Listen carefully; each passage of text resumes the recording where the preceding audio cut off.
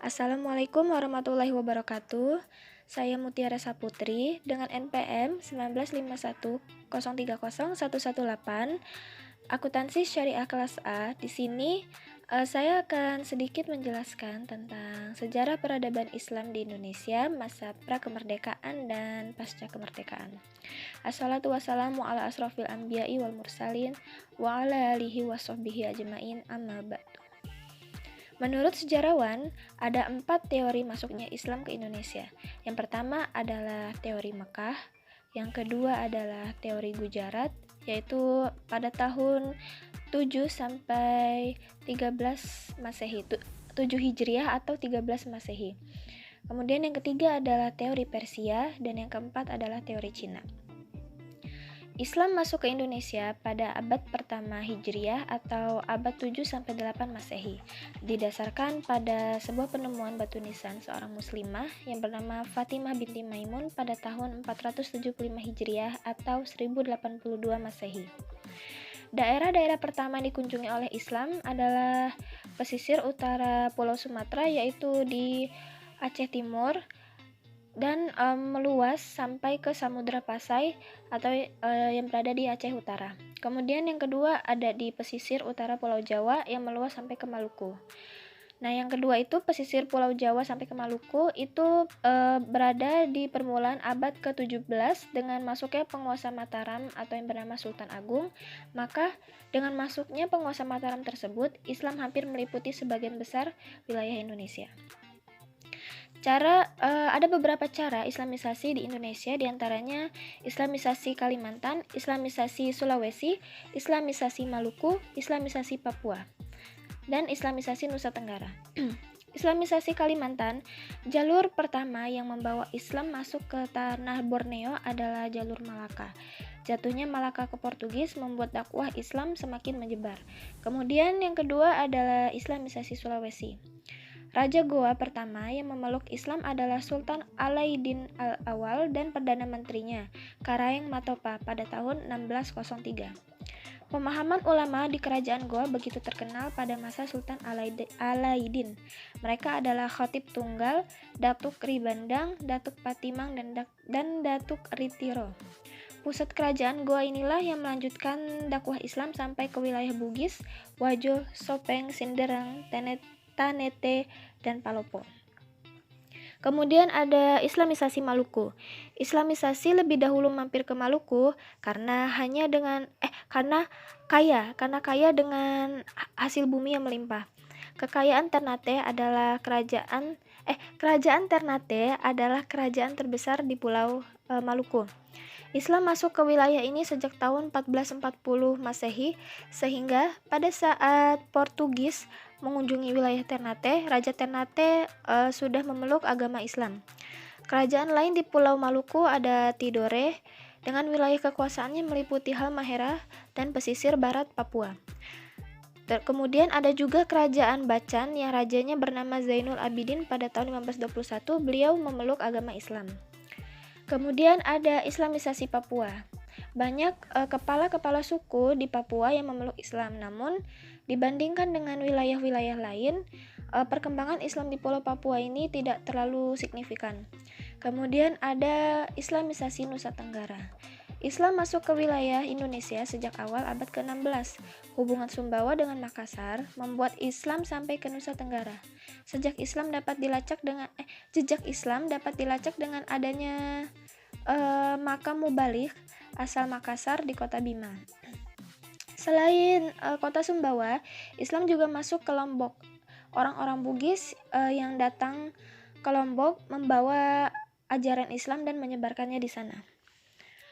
Dan ada 3 tahapan masa yang dilalui sebelum kemerdekaan pada saat penyebaran Islam.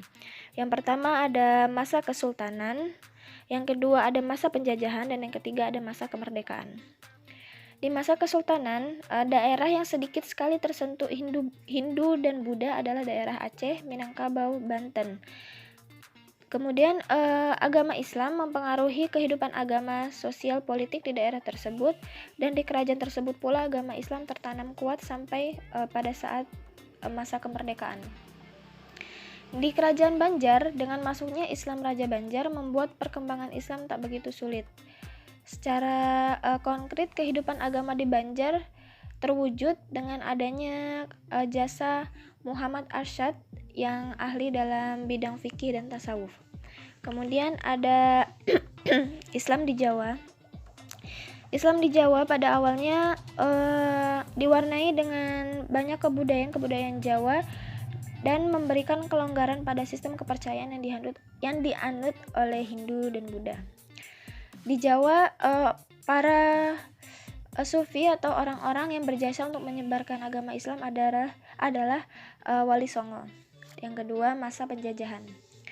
Dengan datangnya pedagang barat ke Indonesia, pedagang-pedagang yang dari barat ke Indonesia, itu mereka berbeda watak dengan pedagang Arab, Persia, dan India yang beragama Islam. Pedagang-pedagang barat itu melakukan kekerasan dengan memonopoli perdagangan di Nusantara. Pada tahun 1808, pemerintahan Belanda mengeluarkan instruksi mengeluarkan instruksi agar masalah agama tidak diganggu. Tapi pada tahun 1820 dibuatlah Stadsblad untuk mempertegas instruksi ini. Instruksi yang tadi yang agama tidak dapat diganggu. Namun pada tahun 1867 mereka mengawasi ulama-ulama agar tidak melakukan apapun yang bertentangan dengan peraturan gubernur jenderal pada saat itu. Tahun 1882 mereka mengatur lembaga peradilan agama yang membatasi hanya mengatur perkawinan, warisan, perwalian, dan perwakafan. Setelah kedatangan Snokhlugronje, ia mengemukakan gagasan politik Islam. Di antaranya politik Islam tersebut adalah bidang agama murni atau ibadah, bidang sosial kemasyarakatan, bidang politik. Nah, di bidang politik ini ia mengatakan bahwasanya agama tidak boleh mengganggu kepolitikan dari pemerintahan dia pada saat itu. Kemudian yang ketiga ada masa kemerdekaan.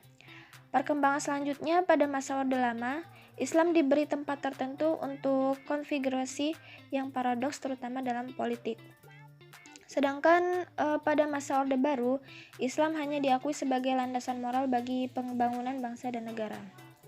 Berdasarkan pengalaman melawan penjajah yang harus melalui pikiran dan kekuatan organisasi, maka terbentuklah suatu organisasi Islam, yaitu seperti Budi Utomo, Sarekat Islam, Muhammadiyah, Partai Komunis Indonesia, Taman Siswa, Nahdlatul Ulama, dan Partai Nasional Indonesia, yaitu PNI. Organisasi pembaharu terpenting dari semua organisasi yang tadi disebutkan adalah Nahdlatul Ulama yang didirikan oleh Kiai Haji Hashim Asy'ari dan Muhammadiyah oleh Kiai Haji Ahmad Dahlan. Dan untuk memperkuat NU dan Muhammadiyah tersebut dibentuklah Majelis Islam Tertinggi di Indonesia atau MIAI pada tahun 1937. Organisasi-organisasi yang muncul sebelum kemerdekaan yang tadi masih dapat berkembang hingga sekarang, yaitu ada dua organisasi yang kita kenal sampai sekarang, yaitu NU dan Muhammadiyah. Namun, pada tahun 1945 hingga akhir Orde Lama, muncul gerakan yang berusaha dengan kekerasan untuk merealisasikan cita-cita negara Islam. Di antaranya adalah gerakan DI atau TII. Dari pemaparan yang baru saya jelaskan, kita bisa tahu bahwasanya Islam itu sudah masuk ke Indonesia sudah dari jauh sebelum adanya penjajahan. Jadi pada masa kerajaan-kerajaan dulu, Islam sudah mulai masuk ke Indonesia dan mulai berkembang sampai saat ini. Dan sampai saat ini pun Indonesia mendapat gelar atau Indonesia saat ini mendapatkan gelar mendapatkan gelar dengan negara yang memiliki mayoritas orang muslim terbesar di dunia, salah satu negara yang memiliki mayoritas muslim terbesar di dunia. Hal ini membuat kita harus bersyukur dengan adanya para pejuang-pejuang Islam pada masa lalu hingga masa sekarang yang masih terus berusaha untuk mengembangkan Islam di Indonesia. Oke. Sekian pemaparan dari saya. Apabila ada suatu kesalahan kata, saya mohon maaf. Kepada Allah saya mohon ampun. Wabillahi taufiq wal hidayah. Wassalamualaikum warahmatullahi wabarakatuh.